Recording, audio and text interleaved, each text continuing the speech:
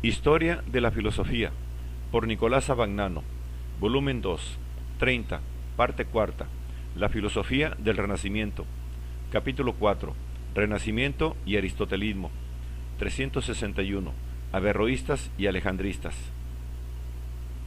Un paso ulterior hacia el retorno al Aristóteles genuino fue dado por los aristotélicos, que, polemizando contra el aristotelismo averroístico, querían mantenerse fieles a los textos de Aristóteles y de sus comentaristas antiguos, especialmente de Alejandro de Afrodisia.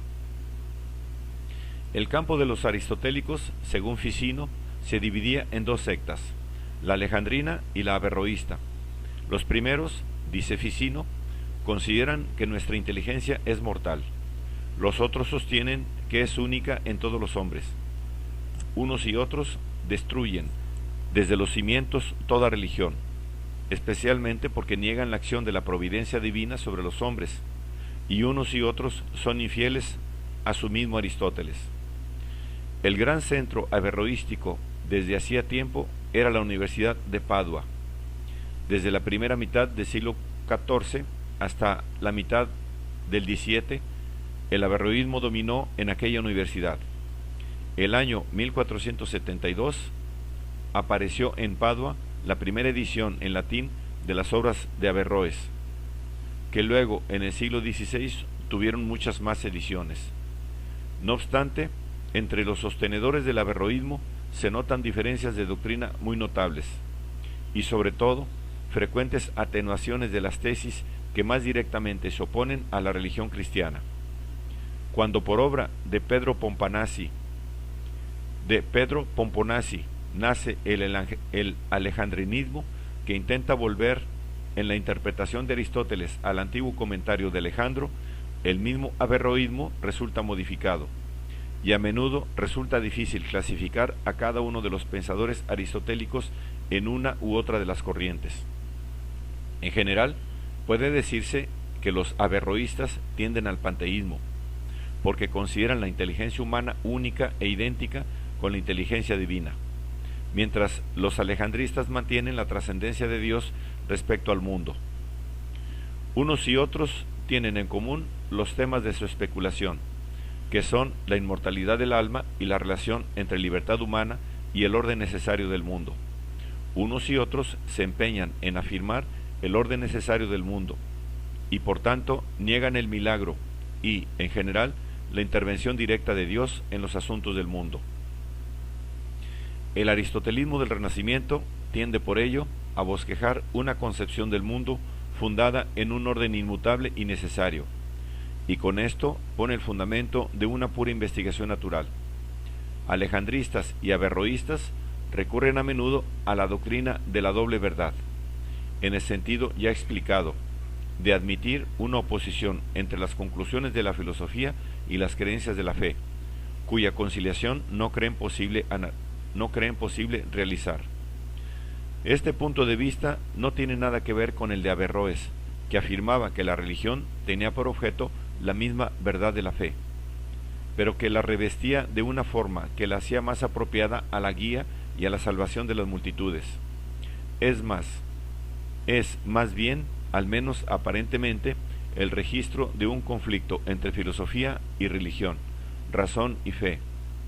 Y como se excluye la solución del conflicto y se admite la verdad tanto del uno como del otro, de ambos términos en contraste, se puede designar con la expresión doctrina de la doble verdad. Naturalmente, no sabemos nada de la sinceridad con que cada pensador reconocía la verdad de la religión. Las condenas, las retractaciones, los arrepentimientos hacen imposible una investigación sobre este punto que, por otra parte, sería ajena a un tratado histórico de filosofía. Todo lo que en este sentido se puede hacer consiste en precisar la actitud explícita de los filósofos y en declarar sus bases teóricas. La figura de Nicoleto Bernia, 1420-1499, que enseñó en Padua desde 1465 hasta su muerte, puede considerarse típica del averroísmo paduano del siglo XV.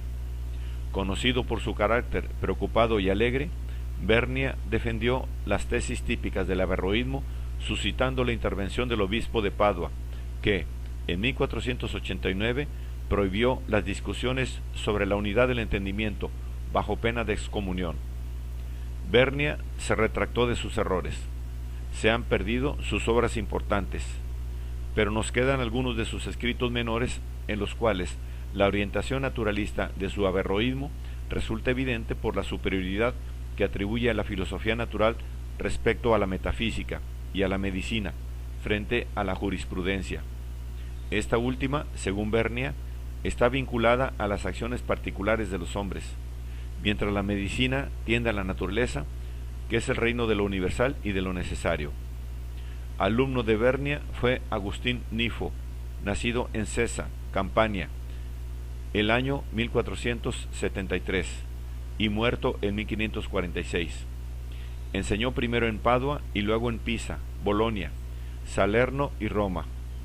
En su escrito De Intellectu sostuvo que no hay otras sustancias espirituales e inmortales fuera de las inteligencias motrices de los cielos.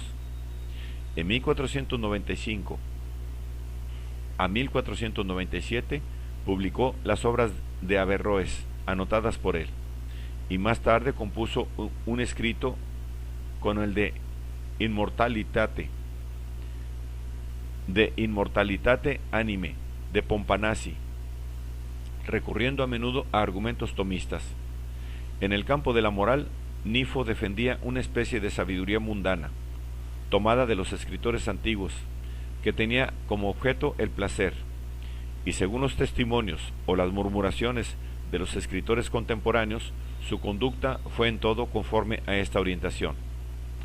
Las doctrinas de Leonico Tomeo, nacido en Venecia en el año 1446, muerto en Padua, donde enseñaba, en el año 1497, son una mezcla de platonismo y de aristotelismo.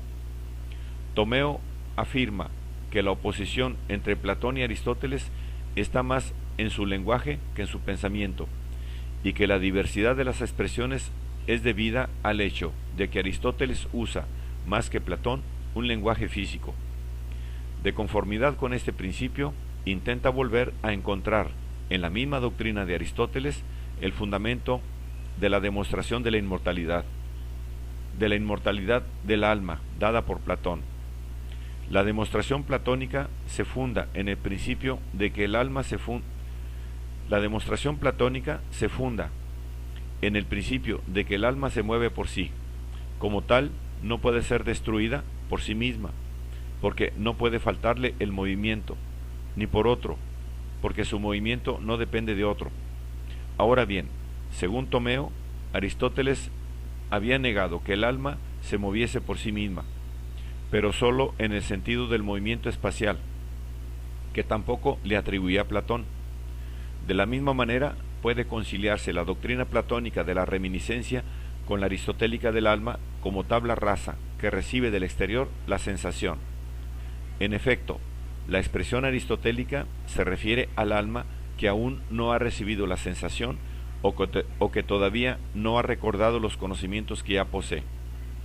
Tomeo considera que hay un alma del mundo, que todo lo anima y lo gobierna, y que es el principio del conocimiento humano. Esto lo reconocen también los peripatéticos, que admiten que nuestro espíritu está influido por el exterior, y la doctrina averroísta de la unidad de la inteligencia no tiene otro sentido. Alejandro Aquilino fue llamado el segundo Aristóteles, por su conocimiento de la filosofía aristotélica.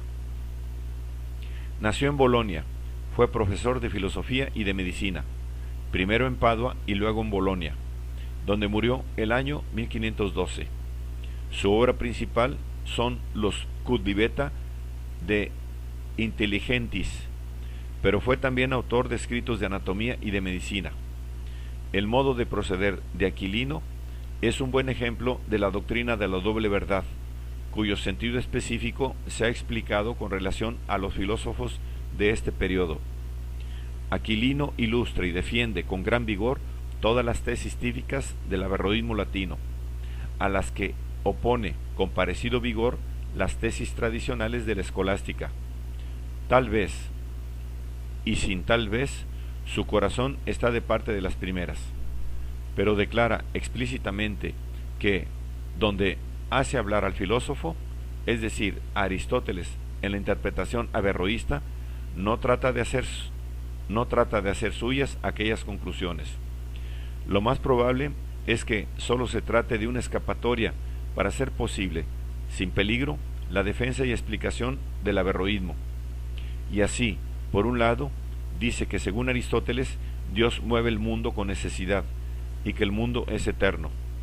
Y por otro lado, afirma que Dios mueve el mundo con un acto libre y que el propio mundo y las inteligencias motrices de los cielos han sido creadas por Dios. Reconoce que Averroes tiene razón al afirmar que según la doctrina de Aristóteles hay un solo entendimiento posible en todos los hombres. En cambio, el entendimiento agente es Dios mismo. Aquilino lo llama intellectus. Aquilino lo llama intellectus qui est omnia facere, y es considerado como la actividad divina que determina la intelección y por ende la felicidad del hombre. Una actitud parecida se observa en los escritos del napolitano Marco Antonio Cimara, muerto en 1532, también profesor de Padua, el cual interpretaba la unidad del entendimiento sostenida por el averroísmo como la unidad de los principios universales del conocimiento.